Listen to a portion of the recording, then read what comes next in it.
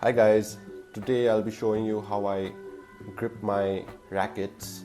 I have sweaty palms and I sweat a lot in general, so the grip that I've been using for many years now is the Yonex AeroCush grip. I like this grip because it absorbs sweat a little better than the others from what I've come to realize, and also it's thicker than the other grips. My hands are pretty big, so I like using grips towards the thicker side, and it also does not become slippery even if the grip becomes wet with sweat. So I really like this grip and it works well for me. First, I'm going to be taking out the old grip. I will tell you when you should change a grip first of all.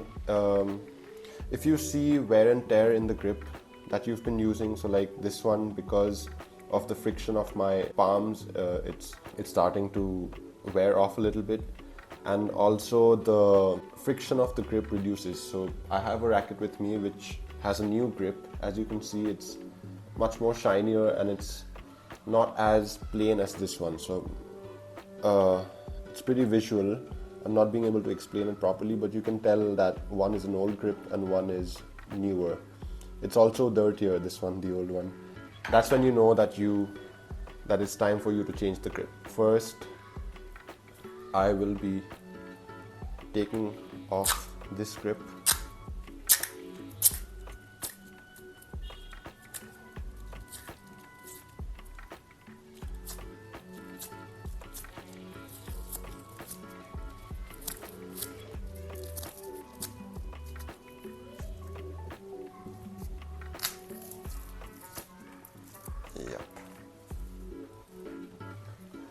Yeah, so I have the original grip which comes with the racket still on. Some people prefer to take that out and then put a tape over it and then put grips on top of that, but I don't really do that. That also makes the grip a little thinner, because if you take out the original grip, it's just a wood inside, so it basically loses, it's thinner. I keep this on, so as you can see, this is all from the previous grips that I've put. So now, okay, so for the installation, you'll need the grip, of course, and a pair of scissors. So first, what I make sure is that I never touch the adhesive of the grip. So to take out this black bit of the grip, I hold the white tab which is there and take it out. So this black part has glue in it, so I make sure I don't touch it, and then I keep this aside for now. You can use that later in the end. So this grip has an adhesive inside. Some grips don't, but this one has, and a coating on top. So first we're going to take out the coating which is on top.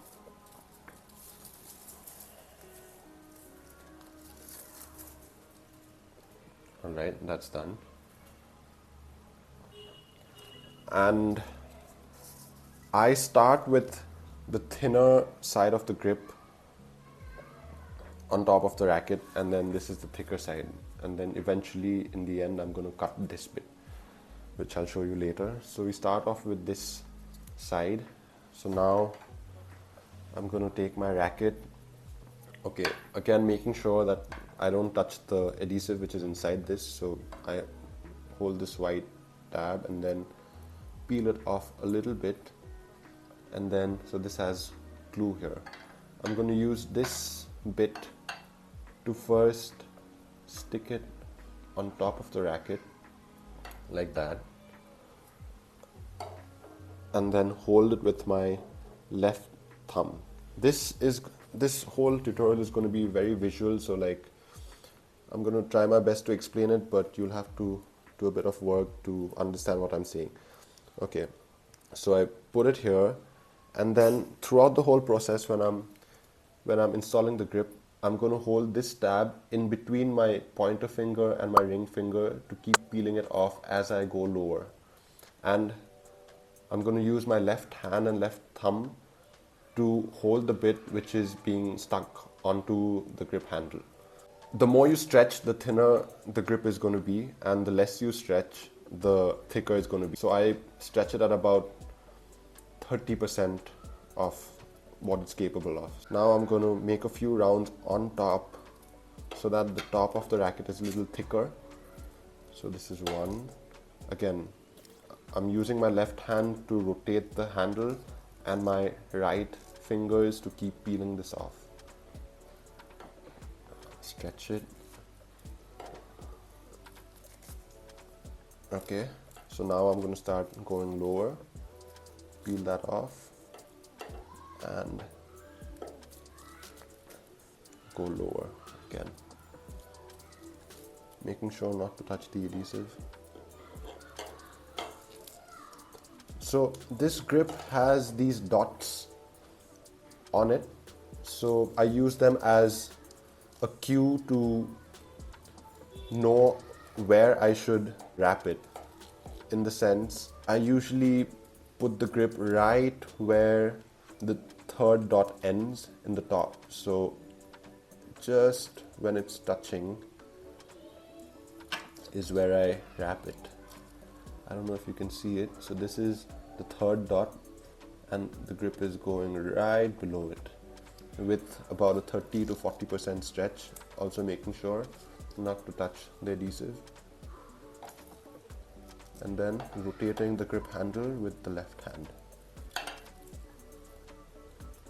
It's fairly simple, but explaining it makes it sound a lot more difficult, but it's not that difficult. Again.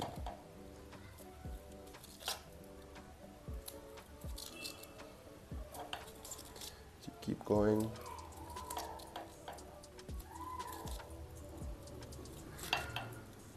Trying to maintain the same distance on all these levels.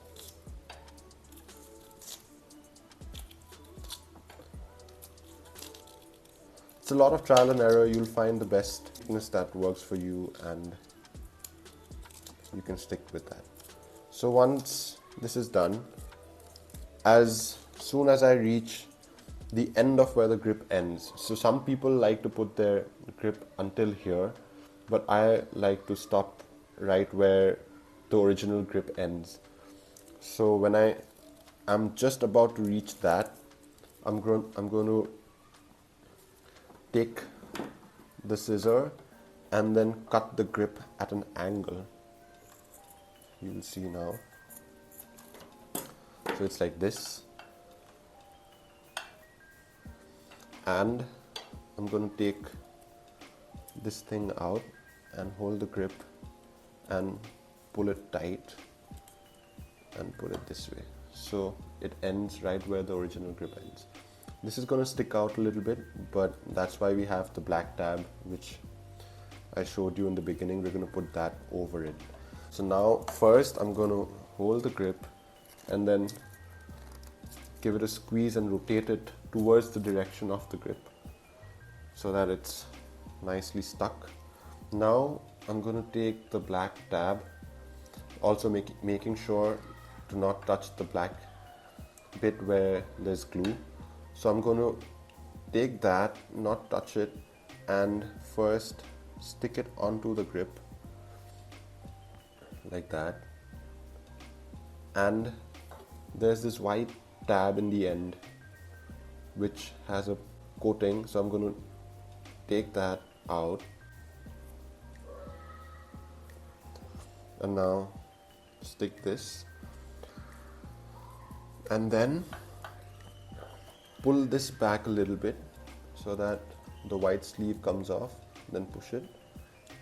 And now with the same technique as what I used to put the grip,